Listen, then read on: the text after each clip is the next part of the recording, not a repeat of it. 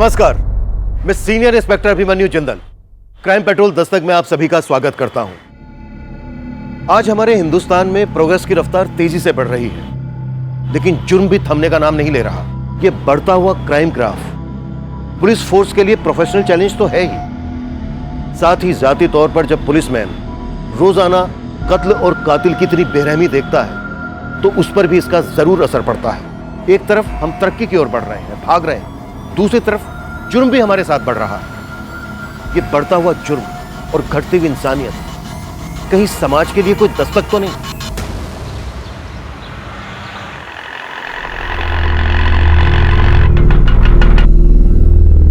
क्या रिया, तुझे कितना कन्विंस किया मैंने, लेकिन तू है कि मानने को रेडी नहीं। 2 मिनट के लिए, सिर्फ 2 मिनट के लिए प्लीज घर चलना। मेघा, फिर कभी आती हूँ ना, प्लीज।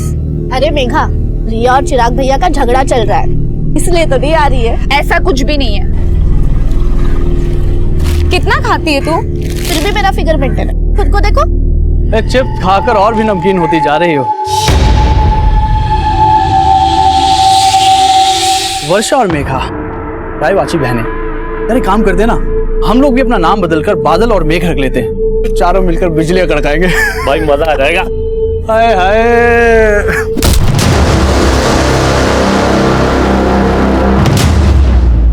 अगर आइंदा मेरी बहनों के साथ बदतमीजी की ना तो जहन्नुम नजर आएगा तुम्हें। चलो।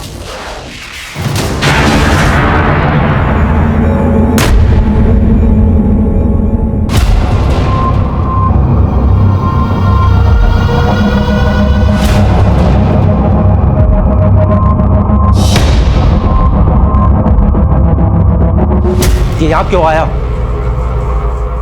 चिराग, तमीज से पेश आओ। चाचा है वो तुम्हारे। चिराग, बंद करो ये सब।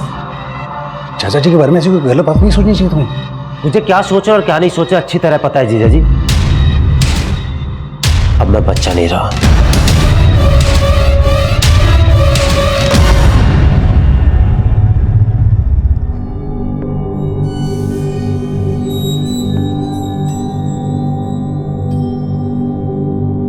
भाई साहब, मेरा मानना है प्रीत रीत से बड़ी होती है।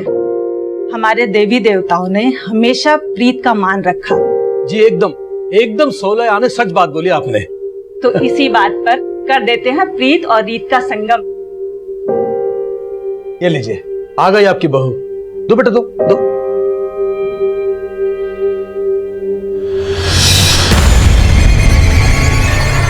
चाय इधर है।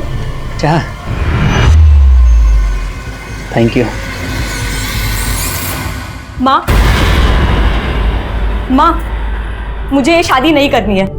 जो लड़का शादी से पहले ही मुझे बाज की तरह से घूर घूर के देख रहा था, वो शादी के बाद पता नहीं क्या करेगा मेरे साथ। ना बाज अपनी बाजीगिरी से बाज आएगा और ना तेरे पापा अपने फैसले से बदलने वाले हैं, समझी? पर ये फैसला मेरी जिंदगी, मेरे सपने, सब कुछ तबाह कर देगा और ऐसा मैं होने नहीं दूंगी। क्या हो रहा है यहाँ पे? क्या होता मचा रखा? कुछ नहीं पापा, बस कब गिर गया था। कब गिर गया था? जब कब नहीं फूटा है? लगता तेरा दिमाग खराब हो गया है। Very funny. ऐसे जोक्स तुम कहाँ से ढूंढ के लाते हो? पर अब जोक नहीं, एक सीरियस बात करना चाहता हूँ तुमसे। कैसी बात? क्या तुम्हारा सच में कोई पास्ट नहीं है? तुमने मुझसे कुछ छुपाया है? जो बातें मुझे तुम्हें बतानी चाहिए थी मैं पहले ही बता चुकी हूँ। सच में मेरा कोई पास्ट नहीं था। एनीवे, मैं तुम्हारे लिए एक गिफ्ट लेके आया। इसमें क्या है? ये ड्रेस पहन ले मेरी खातिर।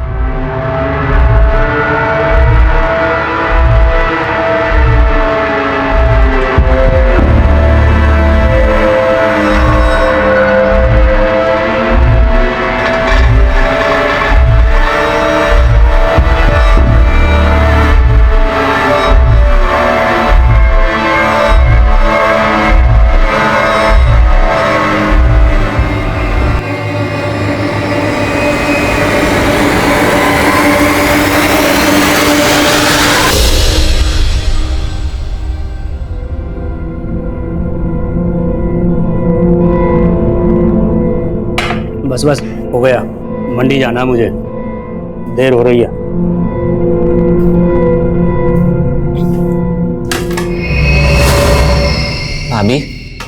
आप यहाँ खुश नहीं हो ना?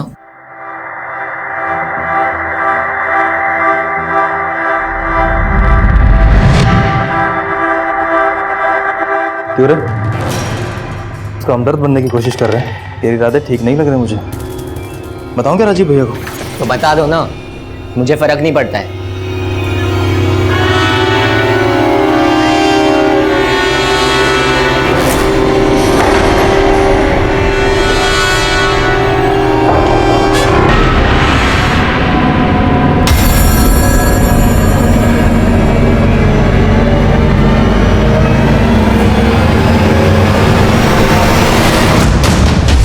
भैया, रिया भाभी का कॉल आया था, आप उनका कॉल नहीं पिक कर रहे हो? कोई झगड़ा वगड़ा हुआ है क्या उनसे? रुको, मैं रिया भाभी को कॉल कर रही हूँ, आप उनसे। कोई जरूरत नहीं, मैं बात कर लूंगा से।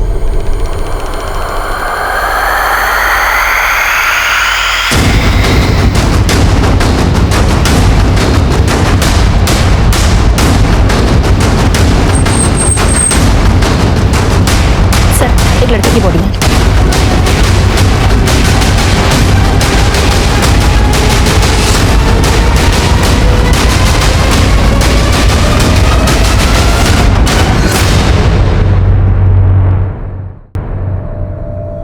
चिराग त्यागी। सर, इसके वॉलेट में कैश भी मिला है और इसका मोबाइल और घड़ी भी इसके पास ही था। गले में चेन भी है। मर्डर का मोटिव लूट तो नहीं था। देखो आसपास कुछ मिलता है क्या, और बॉडी पोस्टमार्टम के लिए भिजवाओ।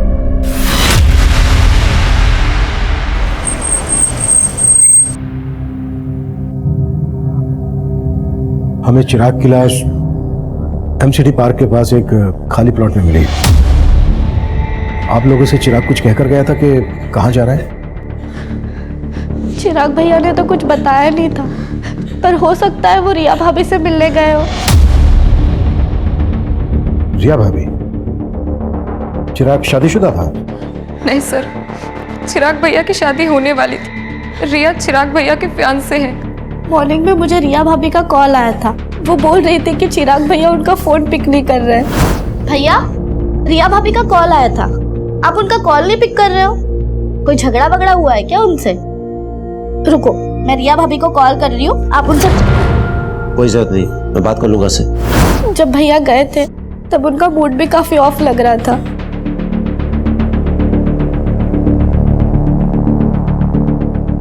आप लोगों को किसी पर शक है जो चिराग का मर्डर कर दे? सर जरूर ये जतिन और उसके दोस्तों ने किया है। सर, कुछ दिन पहले मुझे और वर्षा को भी उनने बहुत परेशान किया था। इतना कुछ हो गया, आप लोगों ने पुलिस कंप्लेन क्यों नहीं की? चिराग भैया को लगा कि वो दोबारा ऐसी हरकत नहीं करेंगे।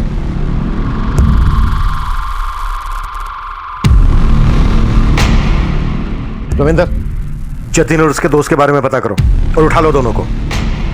सर, एक बात है, हमें क्राइम सीन से चिराग का फोन मिला था। हमने फोन चेक किया तो उसको लास्ट कॉल रिया ने किया था। और सर, उन दोनों में करीब 5 मिनट बात हुई है। चिराग की बहनों की बातों से ऐसा लग रहा था जैसे चिराग और रिया के बीच झगड़ा हुआ। इस रिया से भी मिलना पड़ेगा।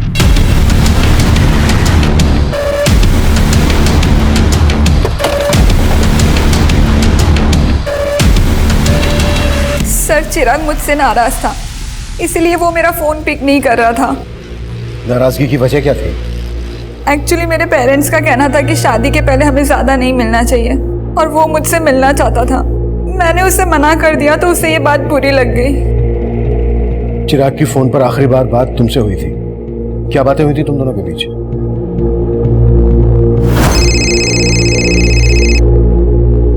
सो फाइनली तुमने मेरा फोन उठा लिया। मैंने उससे मिलने के लिए मना लिया था और उसने हाँ भी कर दी थी।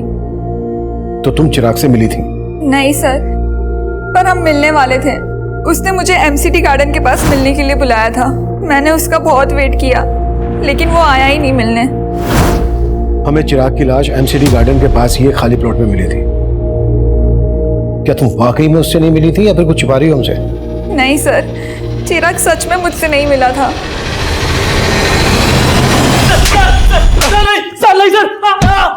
सर नहीं, सर मुझे कुछ नहीं मालूम सर मैंने कुछ नहीं किया सर। तूने नहीं किया तो जतिन ने किया होगा।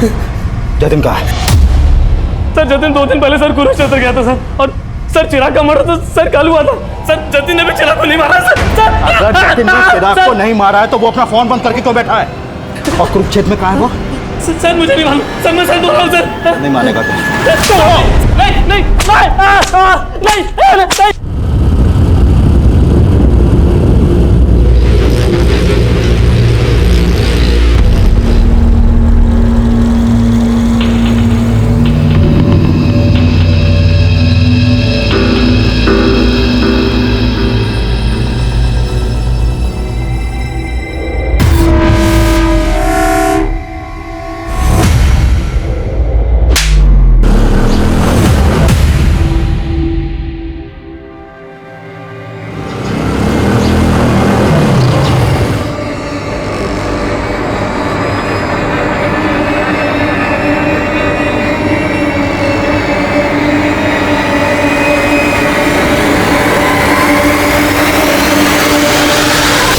भैया आपने उस लुगाई के सामने मुझे थप्पड़ मार के अच्छा नहीं किया। मैं चप्पल बाहर खोल के घुसा था। मैं चप्पल गई बाहर में, हमने तय किया था ना वो सिर्फ मेरी है। सर जतिन का फोन चिराग के मर्डर से एक रात पहले से हरियाणा के कुरुक्षेत्र में ही एक्टिव था और अपने दोस्तों की गिरफ्तारी के बाद उसने अपना फोन कुरुक्षेत्र में ही बंद किया था। माना चिराग के मर्डर वाले दिन उसका फोन कुरुक्षेत्र में एक्टिव था, पर यह भी तो हो सकता है कि जतिन तब गाजियाबाद में हो और ये सब एलिबाई खड़ी करने की एक चाल हो। जतिन के लिए लुकआउट नोटिस जारी करो, वो गाजियाबाद में छुपा हो सकता है या फिर कहीं और भी सब। और जतिन के साथ साथ रिया के बारे में भी पता करो। जब चिराग का मर्डर हुआ तब रिया उसी एरिया में थी। हो सकता है उसने हमसे झूठ बोला हो कि वो चिराग से नहीं मिली थी।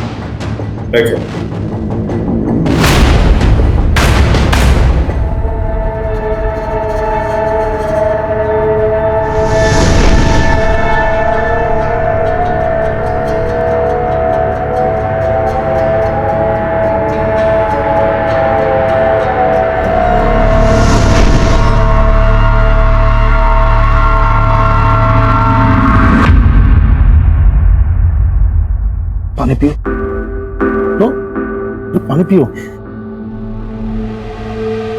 मैं समझ सकता हूँ कि किस्मत ने फिर से एक बहुत बड़ा घाव दिया, लेकिन अपने बाकी के बच्चों के लिए तुम्हें इस दुख से उभरना पड़ेगा ना।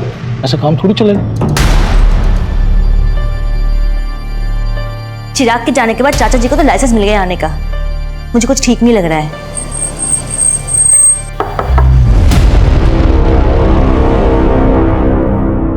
हम जतिन की तलाश कर रहे हैं, लेकिन हमें रिया के बारे में भी कुछ बातें जाननी है।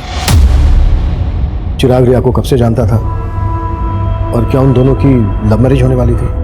नहीं सर, उसका रिश्ता तो हमने ही करवाया था।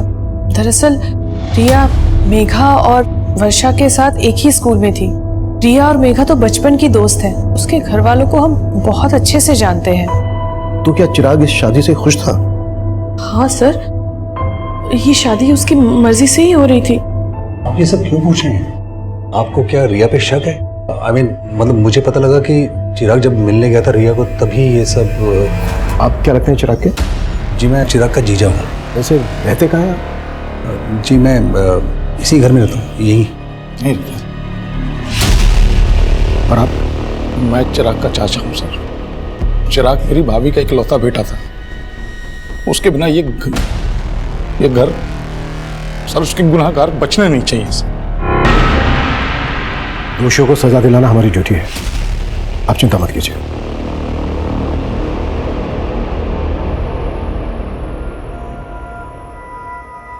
चिराग के चाचा और जीजा को ज्यादा ही कंसर्न लग रहे थे।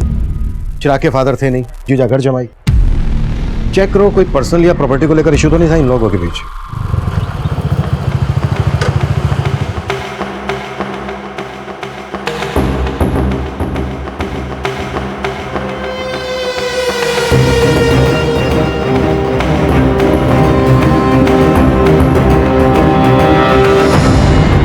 सर रिया के कॉल रिकॉर्ड में ऐसा कोई क्लू नहीं मिला कि उसका किसी और लड़के से कोई अफेयर हो। रिया के पड़ोसी और बाकी रिश्तेदारों से पता करो, शायद कोई क्लू मिल जाए। सर, कुरुक्षेत्र पुलिस से जतिन से जुड़े एक और आपराधिक मामले के बारे में पता चला है। सर, जिस दिन चिराग का मर्डर हुआ था उसी दिन जतिन ने कुरुक्षेत्र से एक बाइक चुराई थी। कुरुक्षेत्र पुलिस भी जतिन को ढूंढ रही है। हो सकता है जतिन उसी बाइक से गाजियाबाद आया हो। लेकिन सर, क्राइम सीन के आसपास के सारे सीसीटीवी फुटेज हमने खंगाल डाले थे। उनमें जतिन ने जो बाइक कुरुक्षेत्र से चुराई थी वो कहीं नहीं देखी गई। सर हो सकता है वो बाइक सोनीपत में हो। सोनीपत? हाँ सर, क्योंकि लास्ट टाइम जब चिराग ने रिया को कॉल किया था तब उसका फोन सोनीपत में ही एक्टिव था। ये भी तो हो सकता है कि चिराग का मर्डर सोनीपत में किया गया हो और पर्पसली उसकी बॉडी को एमसीडी गार्डन के पास लाकर डंप कर दिया गया हो। चिराग का फोन सोनीपत में जहां जहां एक्टिव था वहां के सीसीटीवी खंगालो और चिराग की फैमिली से भी पता करो कि वो सोनीपत क्यों गया होगा। पता किया सर, लेकिन उन्हें इस बारे में कुछ नहीं मालूम है। लेकिन सर, चिराग के चाचा रमाशंकर सोनीपत से कुछ 50 किलोमीटर दूर पानीपत में रहते हैं। चाचा के खिलाफ कुछ मिला? फिलहाल तो नहीं सर, लेकिन हम पता कर रहे हैं। और ये भी पता लगाओ कि जतिन का चिराग से जुड़े किन किन लोगों से कनेक्शन था। हो सकता है चिराग के मर्डर में जतिन को मोहरा बनाया गया।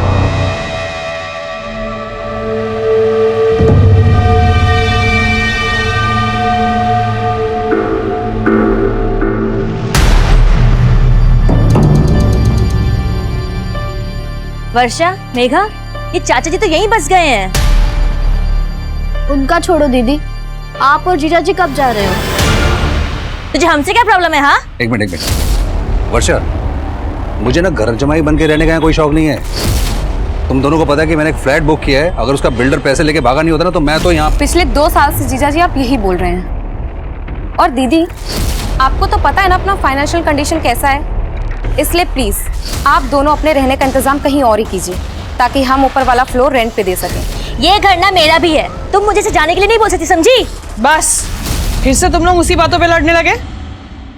और मेघा, किसकी नीयत कैसी है ये मैं अच्छे से जानती हूँ और इन सब बातों के लिए मैं हूँ। लेकिन चिराग भैया ने तो आप पे कभी भरोसा ही नहीं किया और वजह आप अच्छी तरीके से जानती है। हम चिराग के घर वालों के बारे में पता कर रहे थे और दूसरी तरफ हम जतिन को भी ढूंढ रहे थे, लेकिन हमें जतिन नहीं मिल रहा था जिस पर चिराग की फैमिली शक जता रही थी। चिराग की मंगेतर रिया भी हमारे रडार पर थी, लेकिन इस केस से जुड़ा एक अलग ही एंगल तब हमारे सामने आया जिसने इस केस को अचानक से एक घुमाव दे दिया। सर, हमने उस दिन के सोनीपत के एरिया के सीसीटीवी खंगाले थे जब चिराग का फोन वहां पर एक्टिव था, लेकिन उसमें से किसी भी फुटेज में चिराग कैप्चर नहीं हुआ। लेकिन सर, उससे एक दिन पहले की एक सीसीटीवी फुटेज में चिराग कैप्चर हुआ था जिसमें वो एक औरत का पीछा कर रहा था। ये देखिए सर। कौन है ये औरत और चिराग क्यों और किस मकसद से इसका पीछा कर रहा होगा? प्रिया, औरत घूंघट में है, फिर भी चिराग के घर वालों को ये फुटेज दिखाओ, हो सकता है वहां से कोई हिंट मिल जाए। Right sir.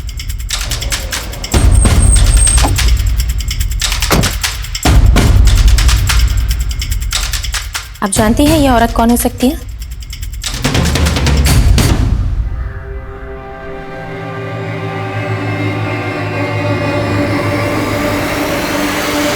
नीच, जब मैं अंदर होता हूँ तब भी तू इसी तरह झांकता है? हाँ, झांकता हूँ, लेकिन आपकी तरह आपकी मशरूफियत में बाधा नहीं डालता। उसे देखिए, इश्क लड़ा रहा है अंदर। तो लड़ाने दे, तेरे क्यों चुल उठ रही है? अरे वो मेरे भोले भैया उस लड़की को हमारे खिलाफ भड़का रहा है।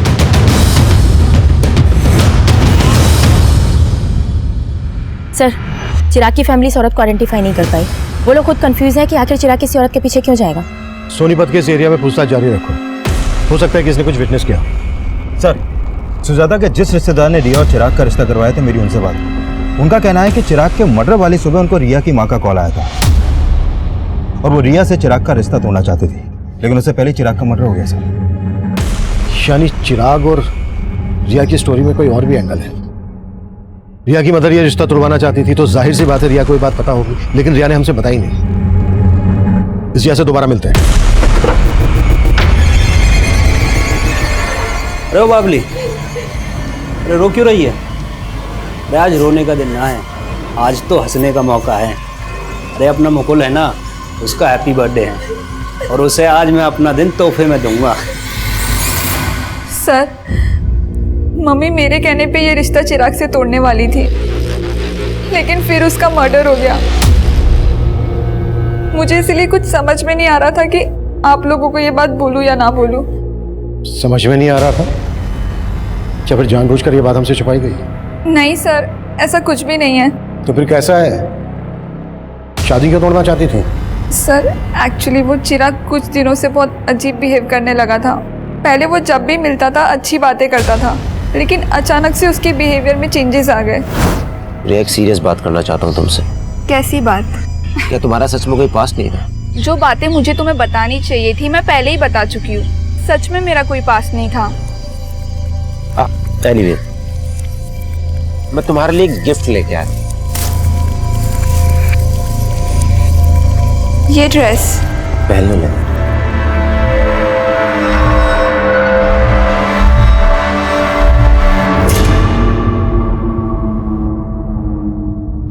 सर मुझे नहीं पता उसके मन में क्या चल रहा था, लेकिन उस दिन के बाद से वो बहुत अजीब अजीब सवाल करने लगा। मेरा क्लासमेट कौन था, मेरे दोस्त कौन थे। मतलब उसे तुम पर शक था कि तुम्हारा कोई एक्स है? नहीं सर, ऐसा कुछ भी नहीं है, लेकिन उसके इन सवालों से मैं तंग आ गई थी। मैंने ही मम्मी से कहा था कि मैं उससे शादी नहीं करना चाहती, और फिर मैंने डिसाइड किया कि उस दिन मैं चिराग से मिलकर सब कुछ खत्म कर लूंगी। तो उस दिन चिराग तुमसे मिला था? नहीं सर, मैंने कहा ना, मैं उस दिन चिराग से नहीं मिली। लेकिन चिराग की लाश हमें उसी एरिया में मिली जहां तुम उससे मिलने वाली थी। सर आप कहना क्या चाहते हैं? मैंने चिराग को मारा है। सर माना रिया के बयान से लग रहा है कि चिराग को डाउट था कि रिया का कोई पास्ट होगा, लेकिन जितना हमने रिया के बारे में पता किया उससे कहीं नहीं लगा कि रिया की लाइफ में कोई और लड़का भी होगा। लेकिन सवाल यह है कि चिराग को शक क्यों था?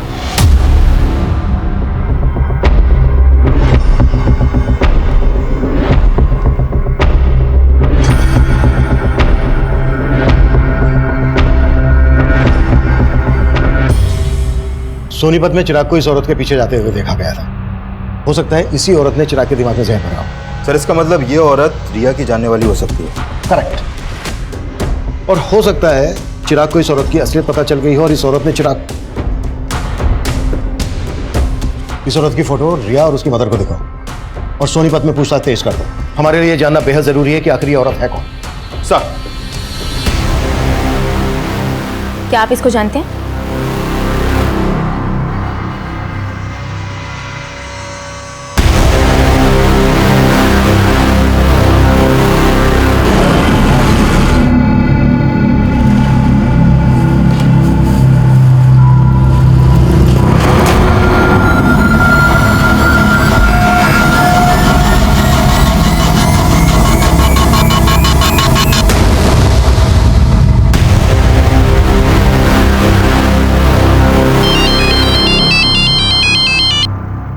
हेलो,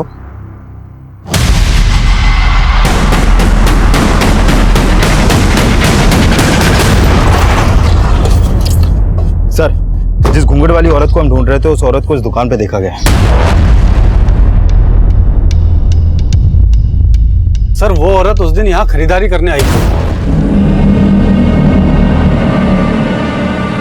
सुनिए, अब जी नहीं पहचाना? अरे चिराग। उसके बाद वो लड़का भी यहाँ से उस औरत के पीछे चला गया था।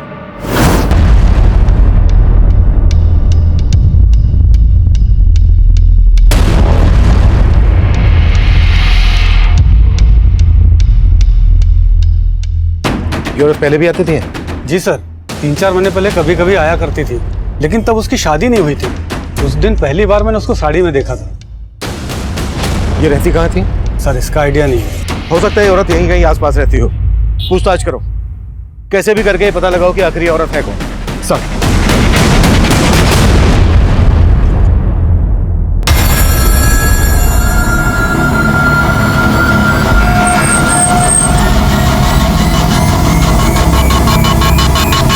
हम सोच ही नहीं पा रहे थे कि उस घूंघट वाली लड़की की चिराग के मर्डर में क्या भूमिका होगी, लेकिन उसी दौरान कुरुक्षेत्र पुलिस से हमें जतिन से जुड़ी एक अहम लीड मिली और आखिरकार हमने जतिन को धर ही लिया।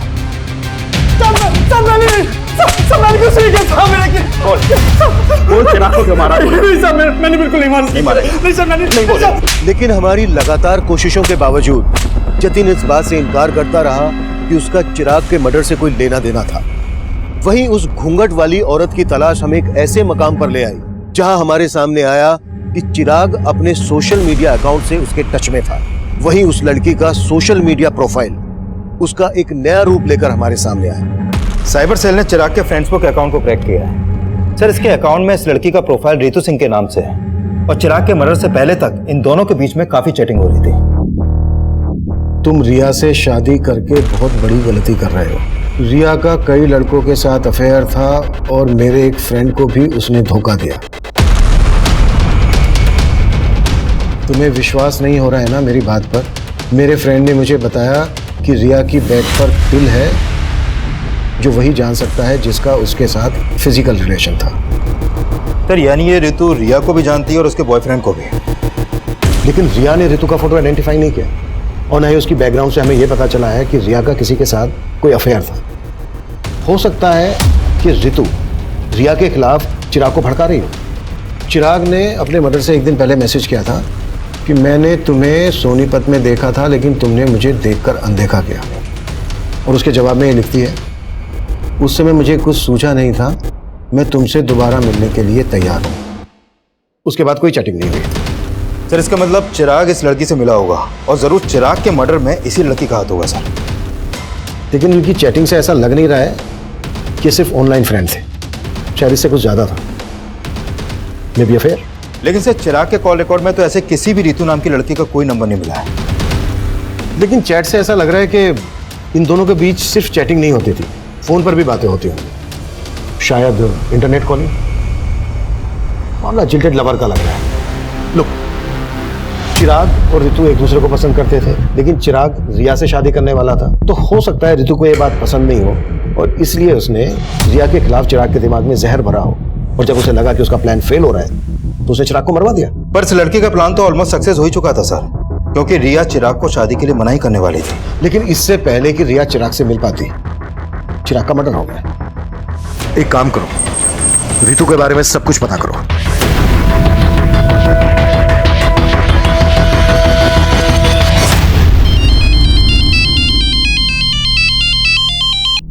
हाँ रविंदर। सर उस लड़की के पेरेंट्स के घर का पता चला। उस लड़की का असली नाम छाया है। छाया? लेकिन उसका प्रोफाइल तो ऋतु के नाम से था।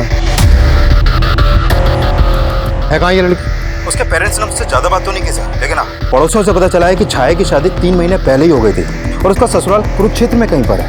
लेकिन उसके पेरेंट्स तुमसे बात क्यों नहीं कर रहे हैं? एक काम करो, उसके पेरेंट्स के कॉल रिकॉर्ड्स स्टडी करो, उसमें तुम्हें छाया उस ऋतु का भी नंबर मिलेगा और कुरुक्षेत्र के उसके ससुराल वालों का भी।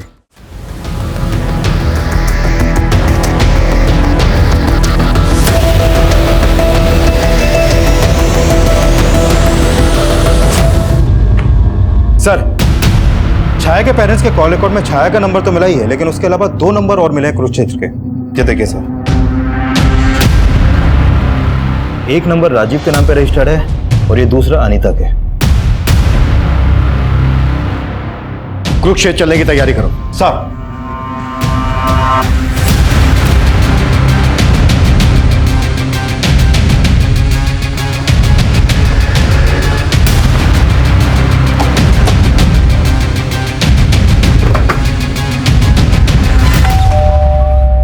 जी, हम छाया से मिलने आए हैं। हमें पता चला है कि उसकी यहीं पर शादी हुई है। जी वो मेरी बीवी है, लेकिन आप उससे क्यों मिलना चाहते हो? हमें केस के सिलसिले में उससे बात करनी है। केस? कौन सा केस साहब? बुलाओ उसको, या हम उसी से बात करेंगे। नहीं, वो यहाँ पर नहीं है। तो फिर कहाँ है? 1 सप्ताह पहले यहाँ से भाग गई। भाग गई? जी, और अब हम उसके बारे में कोई बात भी नहीं करना चाहते हैं। धन्यवाद।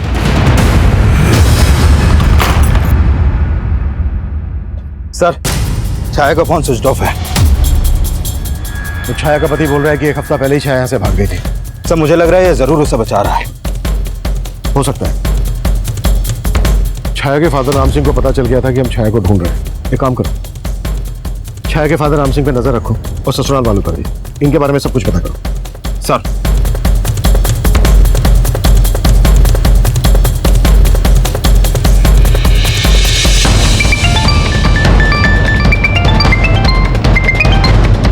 जैन सर। जय हिंद।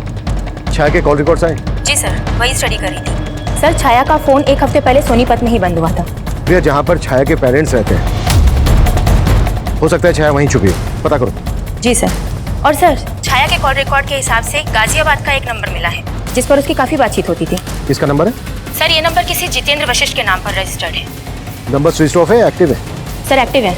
जितेंद्र को थाने बुलाओ। जी सर। सर जितेंद्र वशिष्ठ आ गया है। बुलाओ। सर छाया मेरी स्टूडेंट थी। मैं जिस कॉलेज में पढ़ाता था, छाया 3 महीने पहले तक वहां पढ़ती थी। 3 महीने पहले तक पढ़ती थी? लेकिन बात तो तुम दोनों के बीच एक हफ्ते पहले तक हो रही थी। तुम दोनों के बीच सिर्फ टीचर और स्टूडेंट वाला रिश्ता था या फिर? नहीं सर, छाया मेरी स्टूडेंट थी, वो मेरी बहुत रिस्पेक्ट करती थी सर। थी मतलब अब कहाँ है वो?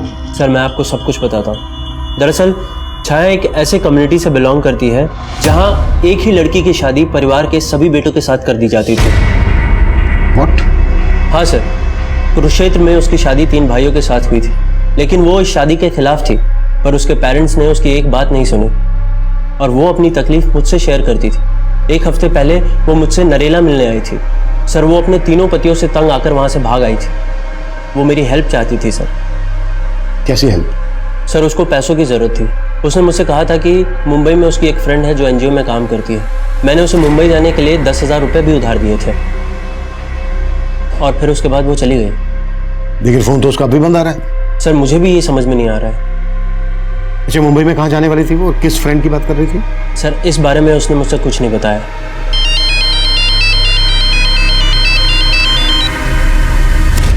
हाँ रविंदर। सर सोनीपत पुलिस से एक चौंकाने वाली इन्फॉर्मेशन मिली है। कुछ दिन पहले उन्हें सोनीपत में छाया की लाश मिली थी।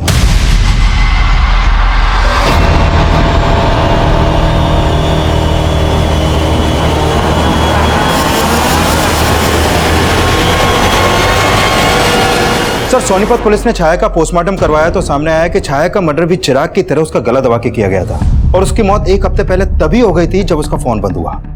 लेकिन जितेंद्र की ये बात सही निकली कि छाया की शादी 3 भाइयों से हुई थी। Right sir.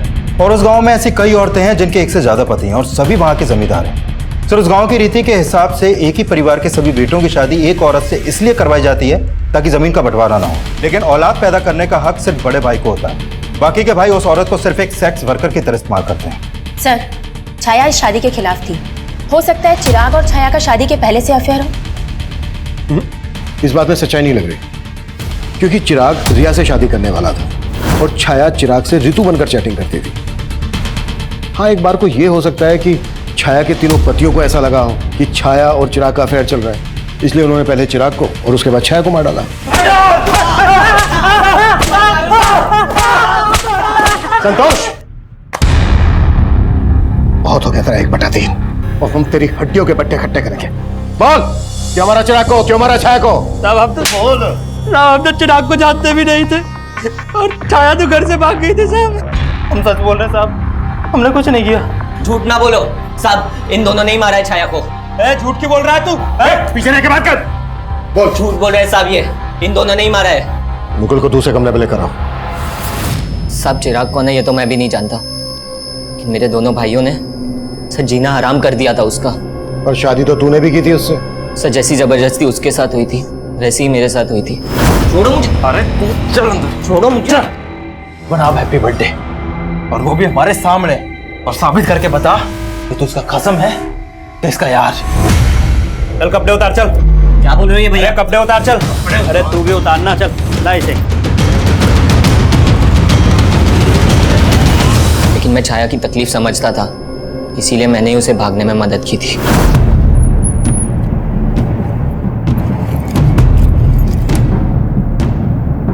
साहब वो गाजियाबाद बोल के निकली थी, लेकिन मेरे दोनों भाई उसे बाद में ढूंढ रहे थे।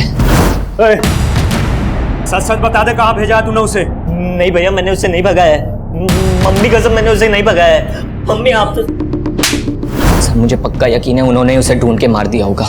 हमें पता चला है गाजियाबाद में वो अपने एक टीचर जितेंद्र से मिली थी, उससे 10,000 रुपये भी उधार लिए और वहां से सीधे मुंबई जाने वाली थी। मुंबई में उसकी एक फ्रेंड है जो एनजीओ में काम करती है। उसकी ऐसी किसी फ्रेंड को जानते हो जो मुंबई में रहती है? नहीं साहब, उसने तो बस मुझे इतना ही बताया था कि वो गाजियाबाद में अपने किसी दोस्त से मिलने जा रही है। इसके अलावा उसने मुझे कुछ नहीं बताया था साहब। सर मैंने चिराग के कॉल रिकॉर्ड्स में एक नंबर आइडेंटिफाई किया है जिस पर उसकी काफ़ी बात होती थी। वो नंबर उसके दोस्त उमेश का है सर। सर मैं और चिराग एक ही स्कूल में पढ़ते थे, हम दोनों काफ़ी अच्छे दोस्त थे। तुम्हें क्या लगता है चिराग का मर्डर किसने किया होगा? उसको नापसंद करने वाले उसके घर वाले भी थे। मतलब किसकी बात कर रहे हैं? सर एक तो उसके चाचा, चिराग से उनकी बिल्कुल नहीं बनती थी, और मैं अपने जीजा से भी तंग आ गया था। उमेश। हाँ भाई। मैं जीजा जी से ज्यादा ना अपनी बहन नीलम के लिए दुखी हूँ। क्यों? अरे जीजा जी किसी काम के नहीं है, नौकरी ढूंढना तो दूर की बात, हमारे घर में आके बैठ गए। मैं दीदी की वजह से चुप हूँ, नहीं तो।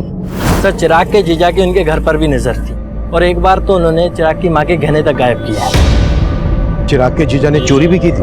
हाँ सर, और कहानी ये बताई कि गहने किसी ने लूट लिए। मैं सुनार के पास से जब आया तो यहाँ पर आया, ये यहाँ पर ये एक आदमी मिला, इसने मुझे चूल्हा दिखाया, मैंने यहाँ से गहने लिए और वहाँ कहीं भाग गया वो। लेकिन चिराग ने कंप्लेंट करने से मना कर दिया था, क्योंकि उसे पता था कि अगर वह कंप्लेंट करेगा तो चिराग का जीजा ही झूठा साबित होगा और घर की बदनामी होगी। चिराग को अपने चाचा के साथ क्या प्रॉब्लम थी? सर आप जैसा सोच रहे हैं सब बिल्कुल नहीं। माना कि चिराग मुझे पसंद नहीं करता, लेकिन सुजाता भाभी में चिराग की जान बसती, तो मैं उसे कैसे मरवा सकता हूँ? चिराग में सुजाता की जान बसती थी और तेरी जान सुजाता में बसती है, इसलिए सुजाता की जिंदगी में जगह बनाने के लिए तूने चिराग को मरवा दिया। क्या सर, जब चिराग का मर्डर हुआ मैं तो शहर में था ही नहीं सर, मैं तो शहर के बाहर था सर। तेरे सारे कांड पता कर लिए हमने, कभी चिट फंड का तो कभी नकली पेपर्स बनवाकर प्रॉपर्टी का धंधा, बहुत लोगों को चूना लगाया तूने, और वो तू घर बिकवा कर भी नीलम का हिस्सा लेना चाहता था, और तेरे रास्ते का रोड़ा था चिराग। सर आप मेरे और भाभी के रिश्ते को लेकर गलत सोच रहे हैं। दरअसल उमाशंकर भाई साहब कई साल पहले गुजर गए, तो भाभी का ख्याल मेरे अलावा कौन रखता? फिर तेरे बीवी बच्चों ने तुझे क्यों छोड़ा? सब पता कर लिया हमने, उन्हें भी यही लगता है कि तेरा और तेरी सुजाता भाभी का चक्कर चल रहा है। गलत फहमी है सर उनको, जैसे चिराग को थी, और चिराग ने इन सब बातों को तूल दिया सर। और रमाशंकर बाहर निकल! क्या बदतमीजी कर रहा है? इधर आके बात कर। अंदर तो मेरे पाँव के जूते भी नहीं जाएंगे। लास्ट वार्निंग दे रहा हूँ, अगर मेरी माँ से मिला ना तो अच्छा नहीं होगा रमाशंकर। सर इस चिराग की वजह से मेरी फैमिली मुझे शक की निगाह से देखने लगी थी। हो सकता है इसी बात का बदला लिया हो तूने चिराग से। सर मैं मानता हूँ कि मैं बहुत घटिया आदमी हूँ, लालची आदमी हूँ, लेकिन ये चिराग के मर्डर में मेरा कोई रिलेशन नहीं है सर। मेरे और सुजाता भाभी के बीच में तेवर भाभी से पहले दोस्ती का रिश्ता है। मतलब? सर बड़ी भाभी सुनीता की मौत के बाद। अब ये सुनीता भाभी कौन है? सर मेरे भैया की पहली पत्नी। सर उनकी मौत के बाद भैया ने सुनीता भाभी की छोटी बहन सुजाता से शादी कर ली, ताकि उनके बच्चों को माँ का प्यार मिल सके। मतलब नीलम और चिराग तुम्हारी सुजाता भाभी के बच्चे नहीं है? नहीं सर, वो बड़ी भाभी के बच्चे हैं, लेकिन सुजाता ने मेघा और वर्षा से ज्यादा उन दोनों का ख्याल रखा। सर सुजाता जब शादी होकर यहाँ आई थी तो उसकी उम्र बहुत कम थी, तो भैया ने मुझे जिम्मेदारी दी कि मैं एक दोस्त की तरह उनका ख्याल रखूं। सर जो रिश्ता भैया ने बनवाया था ना, उस पर चिराग ने दिल खोल के कीचड़ उछाला है सर। आप हमारे परिवार का इतिहास निकलवा के सिर्फ हमारे जख्मों पे नमक छिड़क रहे हैं। सुजाता जी, हम सिर्फ अपनी ड्यूटी कर रहे हैं। तो सही जगह कीजिए ना ड्यूटी। मेरे बेटे के मर्डर में किसी घर वाले का नहीं बल्कि बाहर वाले का हाथ है। प्लीज प्लीज हमें तंग करना बंद कर दीजिए। सर, छाया के कॉल रिकॉर्ड में मुंबई का एक भी नंबर नहीं मिला है, और ऐसा कोई लीड भी नहीं मिला है जिससे पता चले कि उसका कोई रिश्तेदार मुंबई में होगा। मतलब जितेंद्र ने झूठ बोला था हमसे? कुंडली निकालो उसकी। सर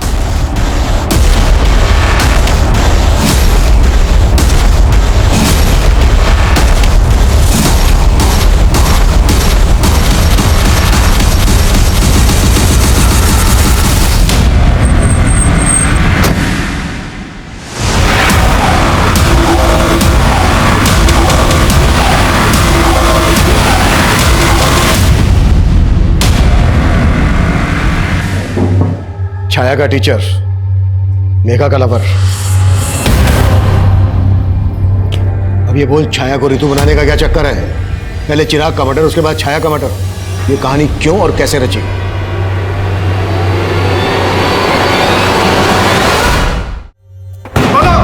बोलता हूँ सर। सर मेरा और मेघा का अफेयर चल रहा था सर, लेकिन हमारा ब्रेकअप हो गया था सर, क्योंकि मेरे पेरेंट्स ने जबरदस्ती मेरी रिश्ता कहीं और करा दिया था। लेकिन जब मेरी फादर की डेथ हुई तो मेघा मुझे सांत्वना देने आई। उसके बाद से सर हमारा फिर से मिलना चालू हो गया सर, और मेघा ने बताया कि इसके फादर के डेथ के बाद से नौकरी कंपैशन के आधार पर नौकरी किसी एक बच्चे को मिल सकती थी, और चिराग अच्छा खासा पढ़ा लिखा था, वो चाहे तो कोई दूसरी नौकरी कर सकता था, लेकिन नहीं, माँ ने ये नौकरी उसके नाम कर दी। मुझे लगा अगर मैं चिराग को मार दूंगी तो ये नौकरी मेरे नाम हो जाएगी। मुझे मालूम था छाया जितेंद्र की स्टूडेंट थी, इसलिए जितेंद्र की मदद से हमने छाया की फोटो यूज की और रितु नाम की एक फेक प्रोफाइल बनाई और चिराग को फ्रेंड रिक्वेस्ट भेजी और उसने वो रिक्वेस्ट एक्सेप्ट भी कर ली। धीरे धीरे हमारी नॉर्मल बातें होने लगी। फिर एक दिन चैटिंग के थ्रू चिराग ने मुझे कहा कि उसे रिया से शादी करनी है। बस इसी मौके का फायदा उठाकर मैंने चिराग को कहा रिया की फोटो भेजने के लिए और फिर मैंने उसे लिखना शुरू किया कि मैं रिया को जानती हूँ और फिर धीरे धीरे चिराग के मन में रिया के खिलाफ शक पैदा करवाया। और चिराग तुम्हारे उन मैसेजेस पर बिना सोचे समझे भरोसा करने लगा था? नहीं, मैं रितु बनकर कभी कभी किसी ऐप के जरिए उससे वॉइस कॉल करती थी। एक तरफ चिराग और रिया का रोज झगड़ा होने लगा और दूसरी तरफ चिराग मुझसे बार बार मिलने की रिक्वेस्ट करने लगा। उसी दिन उसने छाया को सोनीपत में देख लिया और छाया ने उसे देखकर जिस तरह से रिएक्ट किया उसे शक होने लगा। इसीलिए मैंने रितु बनकर उसे कॉल किया और उसे मिलने के लिए बुलाया। और तुम्हें पता था चिराग और रिया एमसीडी गार्डन में मिलते थे, इसलिए तुमने उसको वहीं पर मिलने के लिए बुलाया।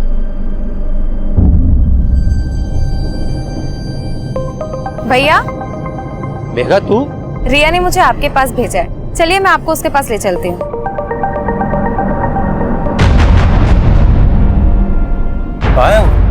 भैया बस आती होगी। मुझे पता था आप लोग किसी ना किसी तरह छाया तक पहुंच जाएंगे और इसलिए छाया को मैंने कहा कि तुम अपने पति को छोड़कर भाग जाओ और उससे मैंने कहा कि मैं एक एनजीओ के बारे में जानता हूँ और वो जब मिलने आई तो हमने। और ये तुमने सिर्फ नौकरी पाने के लिए किया? नहीं, ये बंटवारे के प्यार से थक गई थी, मैं तंग आ गई थी। हर वक्त नीलम चिराग। सुजाता जी, चिराग और नीलम की सौतेली माँ थी, तुम्हारी तो अपनी माँ है, सगी। लेकिन क्या फायदा, वो तो उन दोनों से प्यार करती थी ना।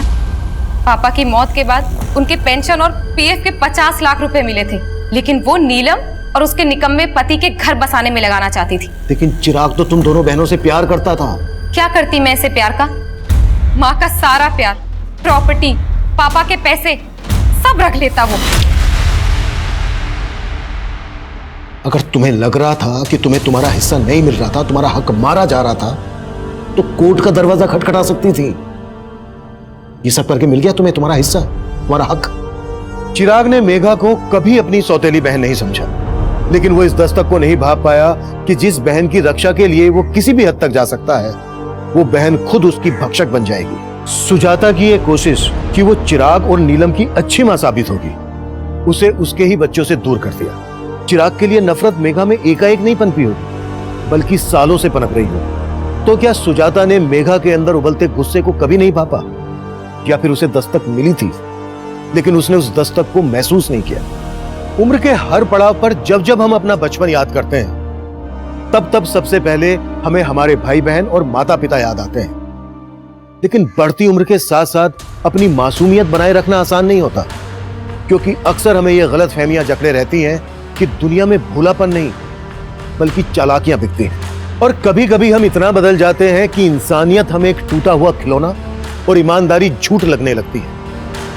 हमें हमारे बचपन की मासूमियत हमेशा बचाए रखने की कोशिश करनी चाहिए, क्योंकि हमारी पूरी जिंदगी में हमारा बचपन ही वो मोती है जो हमें इंसानियत और रिश्तों को बनाए रखने की कीमत समझा सकता है।